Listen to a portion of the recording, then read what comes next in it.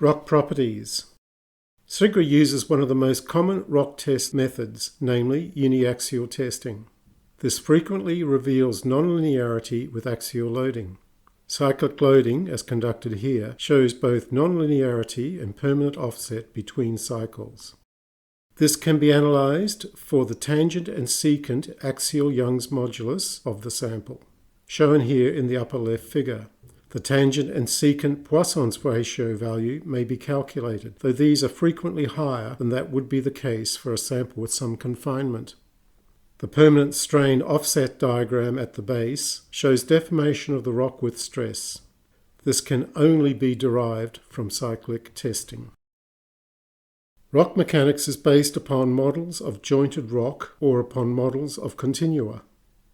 Generally, the rock is assumed to behave in an isotropic, linear elastic manner until failure as determined by shear, when it suddenly changes its behavior to one controlled by friction on the sheared surface. This is quite unrealistic. Real rocks seldom behave in this manner.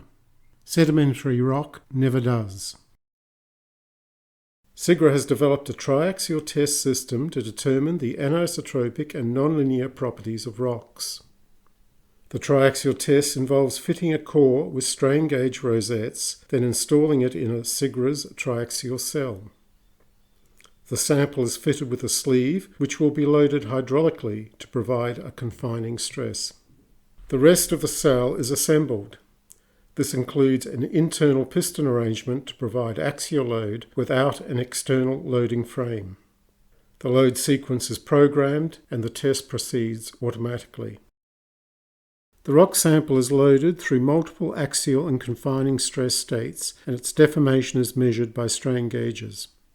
These measurements are then analysed to yield values of Young's moduli and Poisson's ratio for each stress state.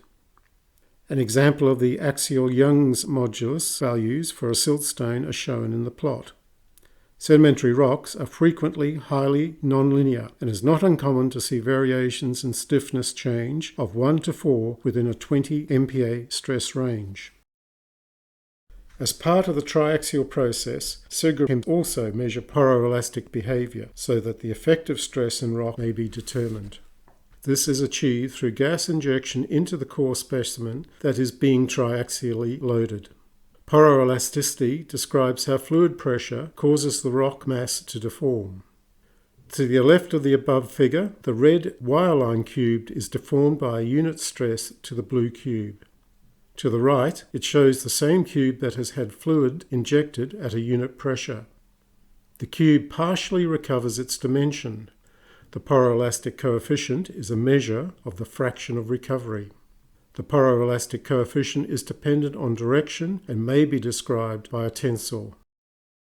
This is an example of the measurement of the axial poroelastic tensor for a porous sandstone.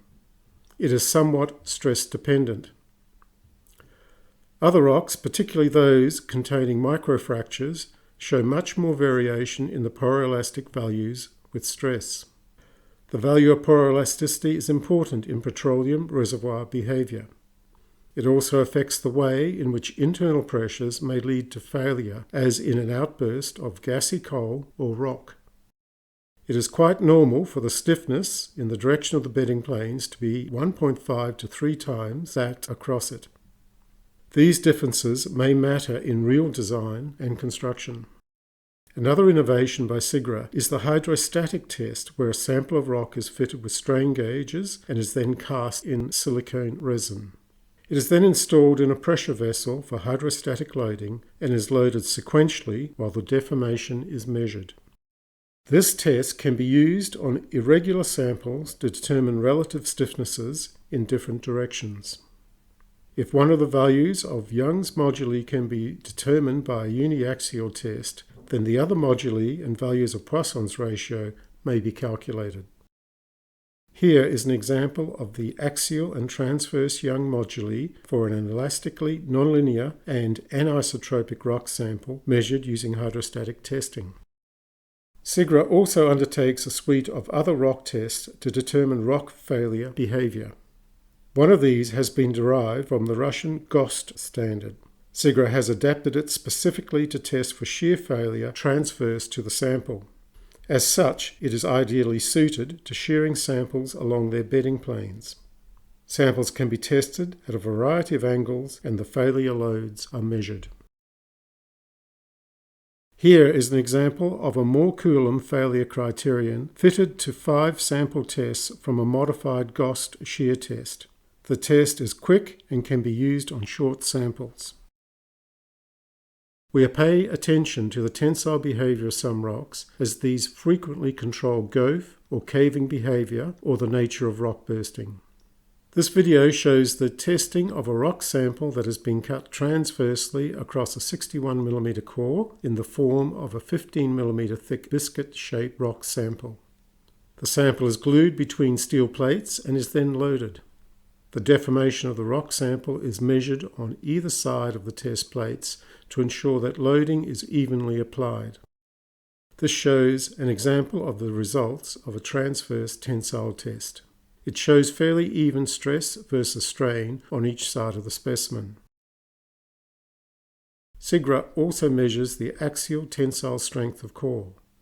This may reveal strength and isotropy, such as might be caused by mica on bedding planes. This type of test has direct implications for roof failure underground or the caving behaviour of longwall goafs. It is also important in understanding block caving behaviour. SIGRA also conduct a suite of more standard tests, but have found that more attention to detail is required than is generally provided for in these.